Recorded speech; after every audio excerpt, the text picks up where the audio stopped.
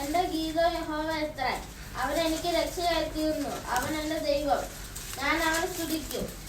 അവൻ എന്റെ പിതാവിൻ ദൈവം, ഞാൻ അവനെ പുകഴ്ത്തും.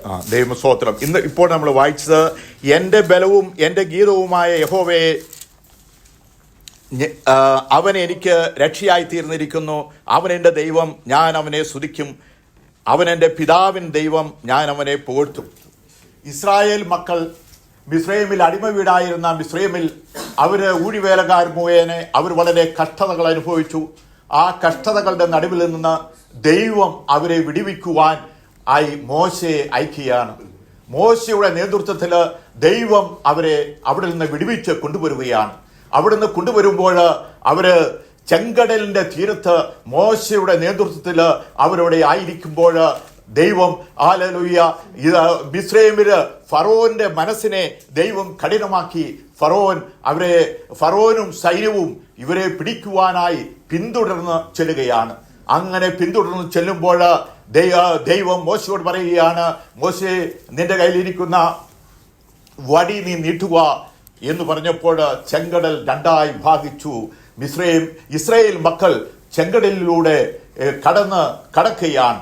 ചെങ്കടലിലൂടെ കടന്ന് അക്കരെ എത്തിയപ്പോൾ ഹല്ലേലൂയ മിസ്രൈമിൽ ആ ചെങ്കടലിലൂടെ കടന്നപ്പോൾ മിസ്രൈം കുതിരയെയും കുതിരമേൽ ഇരുന്നവരെയും വെള്ളത്തിൽ താഴ്ത്തിക്കളഞ്ഞു.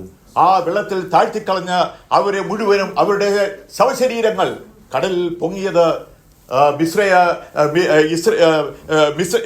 ഇസ്രായേൽ മക്കൾ കണ്ടപ്പോൾ മോശയും മേശയുടെ സഹോദരിയായ മിരിയാം തപ്പെടുത്ത് നൃത്തം ചെയ്ത് പാടുകയാണ്. എന്താണ് അവർ പാടിയത്? ഹല്ലേലൂയ. അപ്പോൾ പറയാണ്, യഹോവ എൻ്റെ ബലവും എൻ്റെ ഗീതവും അത്രേ, അവൻ എനിക്ക് രക്ഷയായി തീർന്നിരിക്കുന്നു. ഈ ദൈവമാണ് എൻ്റെ ദൈവം, അവൻ എൻ്റെ ഗീതമാണ്, എൻ്റെ ബലമാണ് എന്ന് മിരിയാം തപ്പെടുത്ത് നൃത്തം ചെയ്യുകയാണ്. മിരിയാം തപ്പെടുത്ത് നൃത്തം ചെയ്തപ്പോൾ മിരിയാമിന്റെ കൂടെ മിസ്രൈം മക്കൾ എല്ലാവരും തപ്പെടുത്ത് നൃത്തം ചെയ്യുകയാണ്. അവനാണ് എൻ്റെ രക്ഷ, അവനാണ് എൻ്റെ പരിച.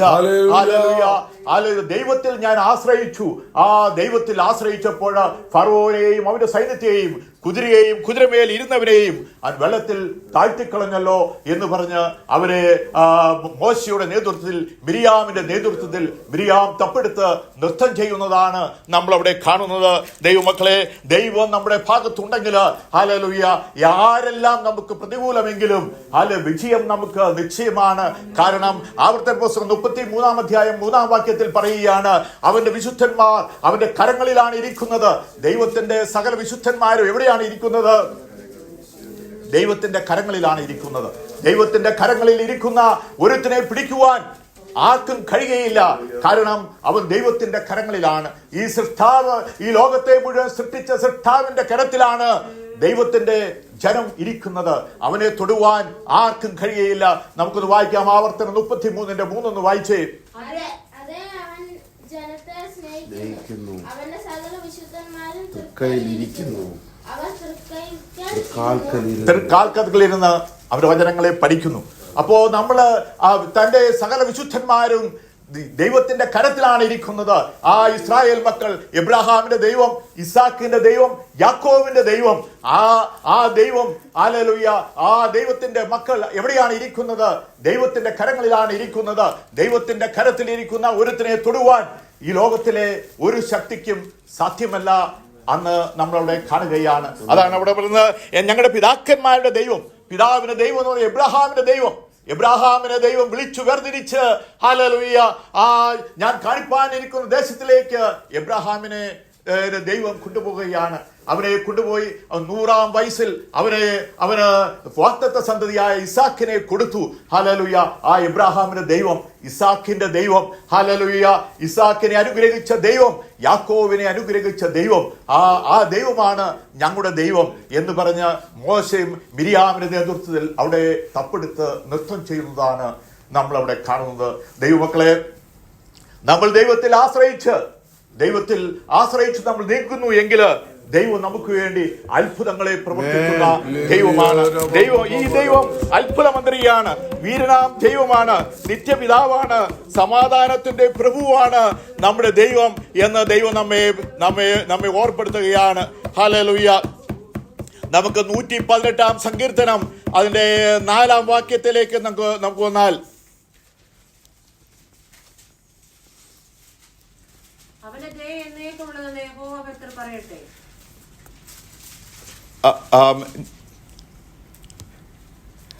യഹോവ എന്റെ പക്ഷത്തുണ്ട്, ഞാൻ ലജ്ജിക്കയില്ല. മനുഷ്യരെന്തു ചെയ്യും? എന്നെ സഹായിക്കുന്നവരുടെ യഹോവ എന്റെ പക്ഷത്തുണ്ട്. ഹല്ലേലൂയ.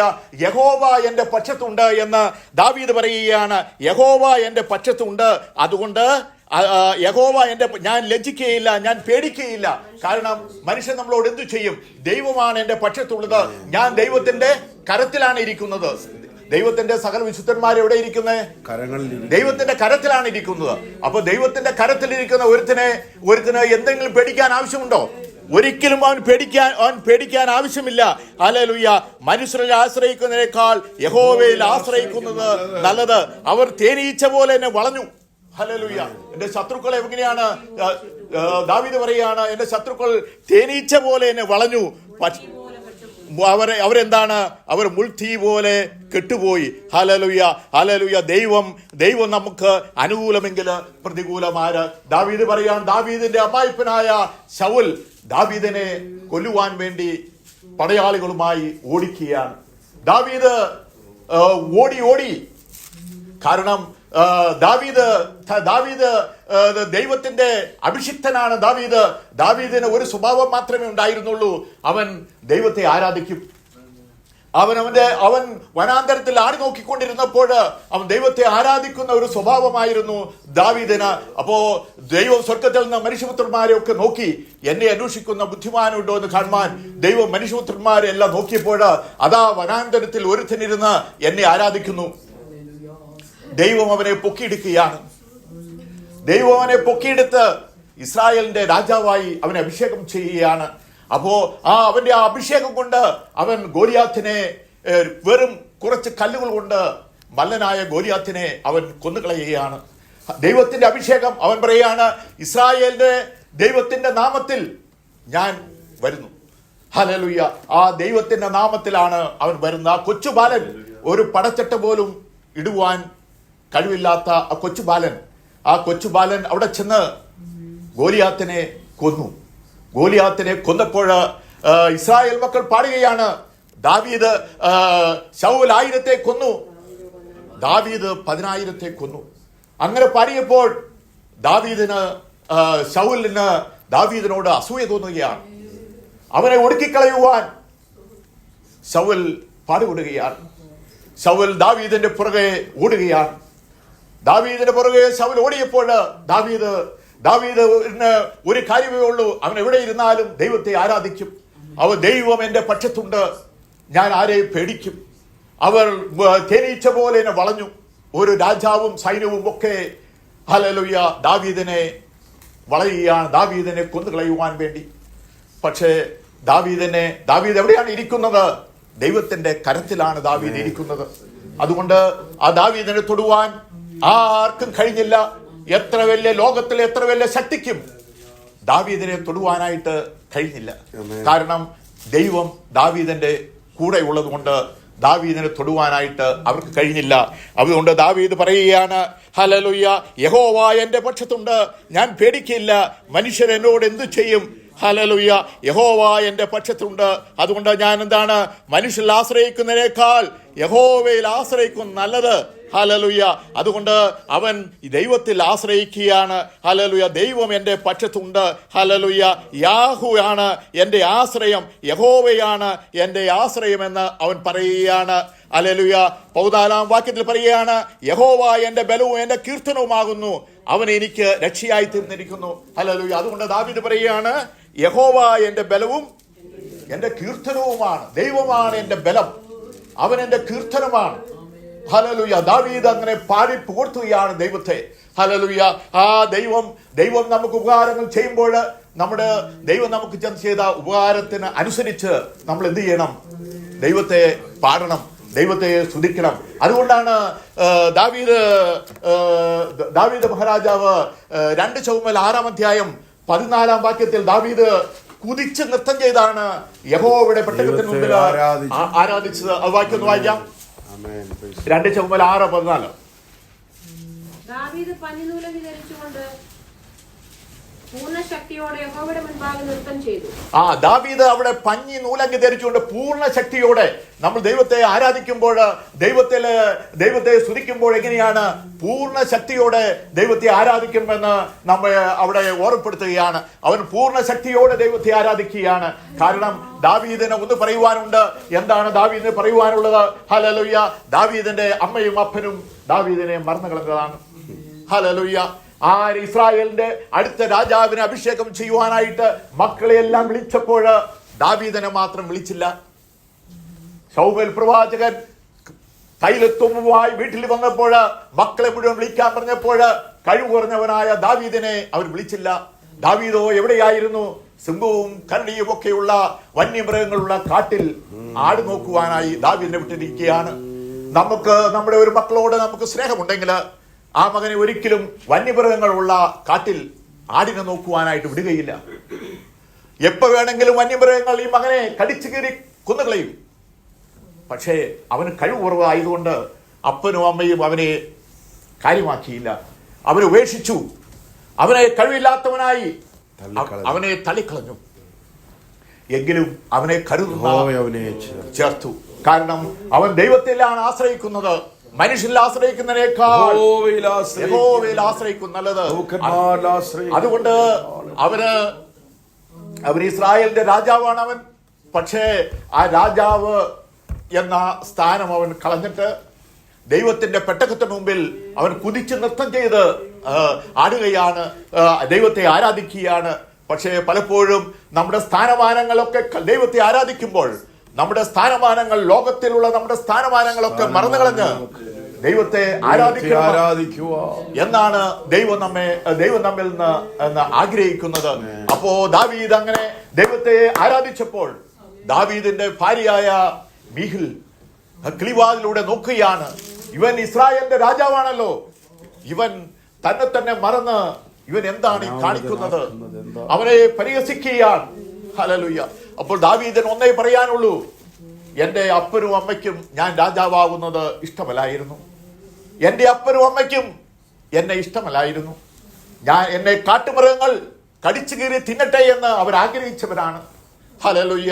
വീട്ടിൽ എനിക്ക് ഒരു സ്ഥാനവുമില്ലായിരുന്നു. അങ്ങനെ ഇരുന്ന അവസരത്തിലാണ് ദൈവം എന്നെ പൊക്കിയെടുത്തത്, ഇസ്രായേലിന്റെ രാജാവാക്കിയത്. എന്റെ ഒരു കഴിവല്ല. ഞാൻ മല്ലനായ ഗോലിയാത്തിനെ കൊന്നുകളഞ്ഞത് ഞാൻ ഇസ്രായേലിന്റെ ദൈവത്തിന്റെ നാമത്തിൽ ഞാൻ നിന്നെ ഛേദിച്ചു കളയുമെന്ന് പറഞ്ഞ് ചെന്നപ്പോൾ ദൈവത്തിന്റെ അഭിഷേകം എന്റെ മേൽ ഉള്ളത് കൊണ്ടാണ് ഞാനത് ചെയ്തത്. അതുകൊണ്ട് ഞാൻ ഇനിയും ദൈവത്തെ എന്ത് ചെയ്യും? ആരാധിക്കും, കീർത്തനം ചെയ്യും, ഞാൻ ദൈവത്തിന് പാടും എന്ന് ദാവീദ് പറയുകയാണ്. ദാവീദിന് ഒന്നേ പറയാനുള്ളൂ, എന്റെ അപ്പനും അമ്മയും എക്കാൾ ഉപരി എന്നെ സ്നേഹിക്കുന്ന എനിക്ക് ഒരു ദൈവമുണ്ട്. ആ ദൈവം, നമ്മുടെ അപ്പനും അമ്മയ്ക്കിടെ കരങ്ങൾക്ക് പരിധിയുണ്ട്, ഒരു ലിമിറ്റുണ്ട്. പക്ഷെ ദൈവത്തിന്റെ കരങ്ങൾക്കോ പരിധിയില്ലാത്തവനാണ് ദൈവം. ആകാശത്തെ വിരിക്കുകയും ഭൂമിക്ക് അടിസ്ഥാനമിടുകയും മനുഷ്യന്റെ ഉള്ളിൽ അവന്റെ ആത്മാവിനെ നിർമ്മിക്കുകയും ചെയ്ത ആ സർവശക്തനായ ദൈവമുണ്ടല്ലോ, അവന്റെ കരങ്ങൾക്ക് എന്തില്ല? പരിധിയില്ല. ഹല്ലേലൂയ. ദ്വീപുകളെ മണൽത്തരി പോലെ എടുത്തു പൊക്കുന്നവനാണ് നമ്മുടെ ദൈവം. അവന്റെ കരത്തിന്റെ ശക്തി ആരറിഞ്ഞു? അങ്ങനെയുള്ള ദൈവത്തെ ദാവീദ് ആരാധിച്ചപ്പോൾ ദാവീദിനു വേണ്ടി ദൈവം വൻ കാര്യങ്ങളെ ചെയ്തു. ഹല്ലേലൂയ. നമ്മുടെ ജീവിതയാത്രയിൽ നമ്മൾ ദൈവത്തെ ആരാധിക്കുന്ന ഒരു സ്വഭാവം നമുക്കുണ്ടോ? ദൈവത്തിന്റെ മുഖത്തേക്ക് നോക്കുന്ന ഒരു സ്വഭാവം നിനക്കുണ്ടെങ്കിൽ നിന്നെ മാനിക്കുവാൻ എന്റെ ദൈവം ശക്തനാണ് എന്ന് ദൈവം നമ്മെ ഓർമ്മപ്പെടുത്തുകയാണ്. നമുക്ക് യെശയ്യാ പ്രവചനം 12-ാം അധ്യായം 2-ാം വാക്യം ഒന്ന് വായിക്കാം. ഹല്ലേലൂയ, ഹല്ലേലൂയ, ഹല്ലേലൂയ, ഹല്ലേലൂയ. ആമേൻ. ഇതാ ദൈവം എന്റെ രക്ഷ, യഹോവയായ യാഹ് എന്റെ ബലവും എന്റെ ഗീതവുമായിരിക്കൊണ്ട് അവൻ എന്റെ രക്ഷയായി തീർന്നിരിക്കൊണ്ടും ഞാൻ ഭയപ്പെടാതെ ആശ്രയിക്കും. അത് യെശയ്യാ പ്രവാചകൻ പറയുകയാണ്, ഇതാ ദൈവം യഹോവയായ യാഹ് എന്റെ ബലം, എൻ്റെ ഗീതവുമായിരിക്കുകൊണ്ട് അവൻ എൻ്റെ രക്ഷയായി തീർന്നിരിക്കുകൊണ്ട് ഞാൻ ഭയപ്പെടാതെ അവൻ ആശ്രയിക്കും. ഹല്ലേലൂയ. യാഹ് എന്ന ദൈവമാണ് എൻ്റെ രക്ഷ, അത് എൻ്റെ കീർത്തനമാണ്. ഹല്ലേലൂയ. യെശയ്യാ പ്രവാചകൻ പാടുകയാണ്, ഹല്ലേലൂയ, ദൈവമാണ് എൻ്റെ രക്ഷ. ദൈവം അവൻ എൻ്റെ രക്ഷയാണ്, എൻ്റെ ഗീതമാണ്. ഹല്ലേലൂയ. അതുകൊണ്ട് ഹല്ലേലൂയ യെശയ്യാ പ്രവാചകൻ പറയുകയാണ്, അവനാണ് യാഹ് എന്ന ദൈവമാണ് എൻ്റെ ബലം, എൻ്റെ ഗീതമായിരിക്കൊണ്ട് അവന് രക്ഷയായി തീർന്നിരിക്കൊണ്ട് ഞാൻ ഭയപ്പെടാതെ അവനിൽ ആശ്രയിക്കും. ഹല്ലേലൂയ. നമ്മുടെ ഗീതം എന്താണ്? നമ്മുടെ ഗീതവും നമ്മുടെ ബലവും എല്ലാം ദൈവമാണ്. ദൈവത്തിൽ മാത്രം നമ്മൾ ആശ്രയിച്ച് മുന്നേറണമെന്ന് യെശയ്യാ പ്രവാചകൻ നമ്മെ ഓർപ്പെടുത്തുകയാണ്. അങ്ങനെ നമ്മൾ ആശ്രയിച്ച് മുന്നേറുകയാണെങ്കിൽ നമ്മുടെ ജീവിതത്തിൽ ദൈവം നമ്മോട് പറയുകയാണ്. എന്താണ് പറയുന്നത്? ദൈവത്തിൽ നമ്മൾ ആശ്രയിച്ച് മുന്നേറുകയാണെങ്കിൽ ഹല്ലേലൂയ, ഇസ്രായേലിന്റെ പരിശുദ്ധനും നിന്റെ വീണ്ടെടുപ്പുവാനായ യഹോവ ഇപ്രകാരം അരുളി ചെയ്യുന്നു, 48:17 ശുഭകരമായി പ്രവർത്തിപ്പിക്കാൻ നിന്നെ അഭ്യസിപ്പിക്കുകയും നീ പോകേണ്ട വഴി നിന്നെ നടത്തുകയും ചെയ്യുന്ന നിന്റെ ദൈവമായ യഹോവ ഞാൻ തന്നെ. ഹല്ലേലൂയ. ശുഭകരമായി നിന്നെ പ്രവർത്തിപ്പിക്കുവാനും നീ പോകേണ്ട വഴിയിൽ നിന്നെ അഭ്യസിപ്പിക്കുകയും ചെയ്യുന്ന ദൈവമായ യഹോവ ഞാൻ തന്നെ. ഹല്ലേലൂയ. അങ്ങനെ നിന്റെ ദൈവമായ യഹോവ ഞാൻ തന്നെ. അയ്യോ, നീ എൻ്റെ കൽപ്പനകളെ കേട്ട് അനുസരിച്ചെങ്കിൽ കൊള്ളാമായിരുന്നു, എങ്കിൽ നിന്റെ സമാധാനം നദി പോലെയും നിന്റെ നീതി സമുദ്രത്തിന്റെ തിര പോലെയും ആകുമായിരുന്നു. യെശയ്യാ 48:17 പറയുകയാണ്, അങ്ങനെ നീ ദൈവത്തെ കീർത്തിക്കുന്നുവെങ്കിൽ, ദൈവം നിന്റെ ബലമെന്ന് നീ പറയുന്നുവെങ്കിൽ, നിന്റെ എന്താണ്? അയ്യോ, നീ പോകേണ്ട വഴി, നമ്മൾ പോകേണ്ട വഴി ഏതിൽ നമുക്ക് പോകണമെന്ന് നമുക്കറിയില്ല. നമ്മൾ ഈ ലോകത്തിലെ ജ്ഞാനിയായ പലരോടും നമ്മൾ അഭിപ്രായം ചോദിക്കും. പക്ഷെ ദൈവം പറയുകയാണ്, നീ എവിടെ പോകണമെന്ന് ഞാൻ നിനക്ക് പറഞ്ഞു തരാം. ഞാൻ നിന്നെ വഴികാട്ടുന്ന ദൈവമാണ്, ഞാൻ നിനക്ക് പറഞ്ഞു തരുന്ന ദൈവമാണ്. ഹല്ലേലൂയ. നിന്നെ അഭ്യസിപ്പിക്കുകയും ചെയ്യുന്ന ദൈവമാണ് ഞാൻ എന്ന ദൈവം പറയുകയാണ്. ഹല്ലേലൂയ. അങ്ങനെ നീ ചെയ്യണമെങ്കിൽ നീ എൻ്റെ കൽപ്പനകളെ കേട്ട് അനുസരിച്ചെങ്കിൽ കൊള്ളാമായിരുന്നു. ദൈവം പറയുകയാണ്, നീ എൻ്റെ കൽപ്പനകളെ കേട്ടനുസരിച്ചെങ്കിൽ കൊള്ളാമായിരുന്നു, എങ്കിൽ നിന്റെ സമാധാനം നദി പോലെ. നദിയുടെ പ്രത്യേകത എന്താണ്? നദിയിൽ പർവ്വതങ്ങളിൽ നിന്ന് പുതിയ പുതിയ വെള്ളം ഡെയിലി ഇങ്ങനെ ഒഴുകിക്കൊണ്ടിരിക്കുകയാണ് നദിയിൽ. അപ്പോ പുതിയ പുതിയ സമാധാനം. ഇന്നുള്ള സമാധാനമല്ല നിനക്ക് നാളെ ഇതിലും കൂടുതൽ സമാധാനം, നല്ല സമാധാനം, ഡെയിലി സമാധാനമാണ്. ഡെയിലി നിനക്ക് സമാധാനമില്ലാതെ ജനം പറയുമ്പോൾ ദൈവം പറയുകയാണ്, നീ എന്റെ വചനം അനുസരിക്കുന്നുവെങ്കിൽ നിനക്ക് നദിയുടെ സമാധാനം പോലെ നിനക്ക് എപ്പോഴും സമാധാനം നിനക്ക് വന്നുകൊണ്ടിരിക്കും. നിന്റെ നീതി സമുദ്രത്തിന്റെ തിര പോലെയായിരിക്കും. സമുദ്രത്തിന്റെ തിരയും എങ്ങാണ് ഒരിക്കലും നിലയ്ക്കുകയില്ല, എന്നും തിരകൾ ഇങ്ങനെ ആഞ്ഞടിച്ചുകൊണ്ടിരിക്കുകയാണ്. അപ്പൊ ദൈവം പറയുകയാണ്, യെശയ്യാ പ്രവാചകൻ, നീ എന്റെ വചനം കേട്ട് അനുസരിക്കുന്നുവെങ്കിൽ നിന്റെ നീതി സമുദ്രത്തിന്റെ തിര പോലെയായിരിക്കും. നിനക്ക് ഈ ലോകത്തിൽ പലപ്പോഴും നമ്മൾ പറയും, അവന് നീതിയില്ല. പക്ഷേ നീ നീതിയില്ല എന്ന് പറഞ്ഞ് നീ വിഷമിക്കേണ്ട ആവശ്യമില്ല, ഞാൻ നിനക്ക് നീതി തരും എന്ന് ദൈവം പറയുകയാണ്. അത് ദൈവം എന്താണ് അങ്ങനെ പറയുവാൻ കാരണം? നീതിമാനാണ് ദൈവം, ഞാൻ നിനക്ക് നീതി തരും. നമ്മൾ ദൈവത്തിന്റെ മക്കളെങ്കിൽ നമുക്ക് ദൈവം നീതി തന്നില്ലെങ്കിൽ, നമുക്ക് ദൈവം സമാധാനം തന്നില്ലെങ്കിൽ പിന്നെ ആർക്ക് കൊടുക്കും ദൈവം സമാധാനം? ഹല്ലേലൂയ. അതുകൊണ്ടാണ് യോഹന്നാൻ സുവിശേഷം ദൈവം പറയുകയാണ്, ഞാൻ എന്റെ സമാധാനം നിങ്ങൾക്ക് തന്നേച്ചു പോകുന്നു. ലോകം തരുന്ന പോലെയല്ല ഞാൻ തരുന്ന സമാധാനം. ഞാൻ നിങ്ങൾക്ക് ഭവനമൊരുക്കുവാൻ പോകുന്നു. ഞാൻ ഭവനമൊരുക്കിയാൽ ഞാൻ ഇരിക്കുന്നിടത്ത് നിങ്ങളെയും ഇരുത്തേണ്ടതിന് ഞാൻ വന്ന് നിങ്ങളെ ചേർത്തുകൊള്ളുമെന്ന് യോഹന്നാന്റെ സുവിശേഷത്തിൽ ദൈവം നമ്മെ ഓർപ്പെടുത്തുകയാണ്. ദൈവത്തിന്റെ സമാധാനം ദൈവം നമുക്ക് തന്നേച്ചു പോവുകയാണ്. ഹല്ലേലൂയ. നമ്മൾ എന്ത് ചെയ്യണം? ദൈവത്തിന് കീർത്തനം പാടണം, ദൈവത്തെ സ്തുതിക്കണമെന്ന് ദൈവം നമ്മെ ഓർപ്പെടുത്തുകയാണ്. ഞാൻ നിങ്ങൾക്ക് തന്നേച്ചു പോകുന്നു. ലോകം തരുന്ന പോലെയല്ല. ലോകം തരുന്ന സമാധാനം നൈഷ്മികമായ സമാധാനമാണ്. ആ സമാധാനം എപ്പോ വേണമെങ്കിലും മാറിപ്പോകാം. പക്ഷേ ദൈവം തരുന്ന സമാധാനമോ അത് ശാശ്വതമായ നിത്യ സമാധാനമാണ് എന്ന് ദൈവം നമ്മെ ഓർപ്പെടുത്തുകയാണ്. ഹല്ലേലൂയ. ദൈവമക്കളെ, നമ്മൾ ദൈവത്തിൽ ആശ്രയിച്ച് ദൈവത്തിന്റെ മുഖത്തേക്ക് നമ്മൾ നോക്കി ജീവിക്കുന്നുവെങ്കിൽ ദൈവം നമുക്ക് സമാധാനം തരുവാൻ ദൈവം ശക്തനാണെന്ന് ദൈവം നമ്മെ ഓർമ്മപ്പെടുത്തുകയാണ്. ഹല്ലേലൂയ. സങ്കീർത്തനം 28 അധ്യായം 7 വാക്യത്തിൽ ദൈവം പറയുകയാണ്, യഹോവ എൻ്റെ ബലവും എൻ്റെ പരിചയമാകുന്നു. ഹല്ലേലൂയ. യഹോവ എൻ്റെ ബലം മാത്രമല്ല, എൻ്റെ പരിചയമാണ്. പരിചയം എന്തിനാണ് ഉപയോഗിക്കുന്നത്? ശത്രുക്കൾ വരുമ്പോൾ ശത്രുക്കളെ തടുത്തു നിർത്തുന്നതിന് വേണ്ടിയുള്ള പരിചയാണ്. ശത്രുക്കളെ തടുത്തു നിർത്തുന്നതിന് വേണ്ടിയാണ് പരിചയം ഉപയോഗിക്കുന്നത്. അതുകൊണ്ട് 28:7 പറയുകയാണ്, യഹോവ എൻ്റെ ബലവും എൻ്റെ പരിചയമാകുന്നു. എൻ്റെ ഹൃദയം അവങ്കൽ ആശ്രയിച്ചു, എനിക്ക് സഹായം ലഭിച്ചു, അതുകൊണ്ട് എൻ്റെ ഹൃദയം ഉല്ലസിക്കുന്നു. അതുകൊണ്ട് യഹോവ എൻ്റെ പരിചയാണ്. ദാവീദ് വീണ്ടും പറയുകയാണ്, ദൈവമാണ് എൻ്റെ പരിചയ. ദാവീദിന്റെ മകനായ അബ്സലോം ദാവീദിനെ കൊല്ലുവാൻ വേണ്ടി ദാവീദിന്റെ പുറകെ പിന്തുടരുകയാണ്. നമ്മൾ മക്കൾക്ക് നല്ല ഭാവി കൊടുക്കണമെന്ന് നമ്മൾ മക്കളെ എത്ര കഷ്ടപ്പെട്ടാണ് ഒരു പൈതലിനെ നമ്മൾ വളർത്തുന്നത്. അവൻ വളർന്ന് വലുതായി കഴിഞ്ഞപ്പോൾ അവൻ വളർത്തിയ അപ്പനെ കൊല്ലുവാൻ വേണ്ടി ആയുധങ്ങളുമായി അപ്പന്റെ പുറകെ ഓടുകയാണ്. അപ്പൻ ഓടി ഒളിക്കുകയാണ്. ദാവീദ് പറയുകയാണ്, യഹോവ എൻ്റെ ബലവും എൻ്റെ പരിചയമാണ്. ഹല്ലേലൂയ. ഞാൻ വളർത്തി വലുതാക്കിയ മകൻ എന്നെ കൊല്ലുവാൻ വേണ്ടി എൻ്റെ പുറകെ ഓടുകയാണ്. ഹല്ലേലൂയ. അപ്പന്റെ വേദന എത്ര വലുതാണ്. ഹല്ലേലൂയ. ദാവീദ് പറയുകയാണ്, ദൈവം എൻ്റെ പരിചയമാണ്. ഹല്ലേലൂയ. എൻ്റെ യഹോവ എൻ്റെ ബലവുമാണ്, എൻ്റെ ബലവും എൻ്റെ പരിചയമാണെന്ന് ദൈവം നമ്മെ ഓർപ്പെടുത്തുകയാണ്. ഹല്ലേലൂയ. ദൈവമക്കളെ, നമ്മുടെ ജീവിതയാത്രയിൽ ഹല്ലേലൂയ നമുക്ക് എത്രയൊക്കെ പ്രയാസങ്ങളും ബുദ്ധിമുട്ടുകൾ വരുന്നു എങ്കിലും ദൈവം നമ്മുടെ പക്ഷത്തുണ്ടെങ്കിൽ നമ്മൾ പേടിക്കേണ്ട ആവശ്യമില്ല.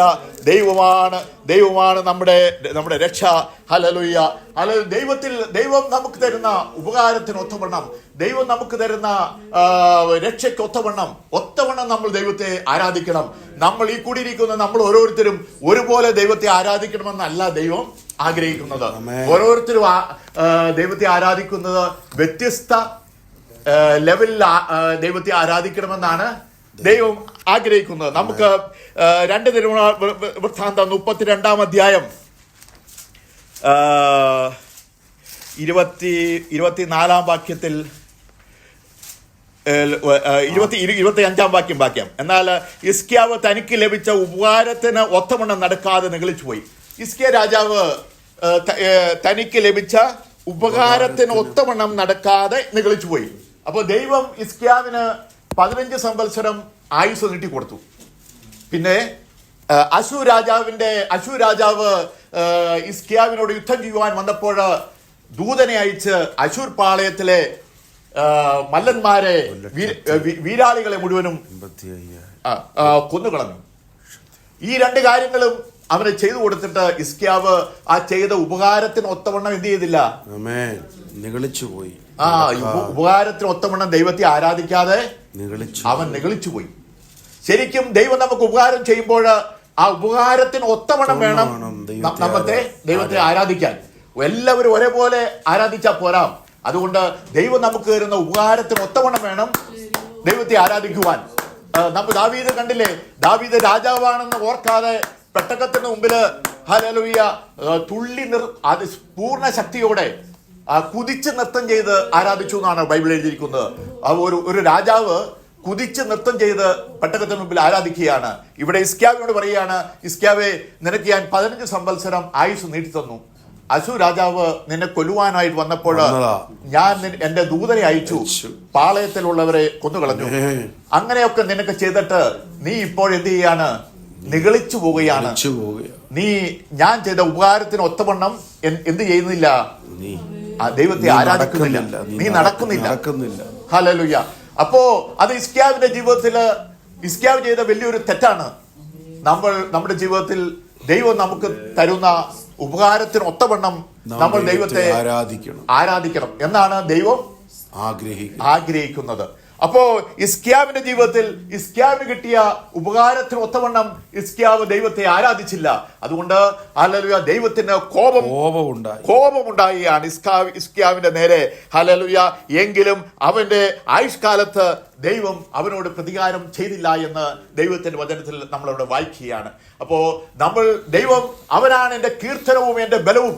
ഹല്ലേലൂയ. അത് ദൈവമാണ്.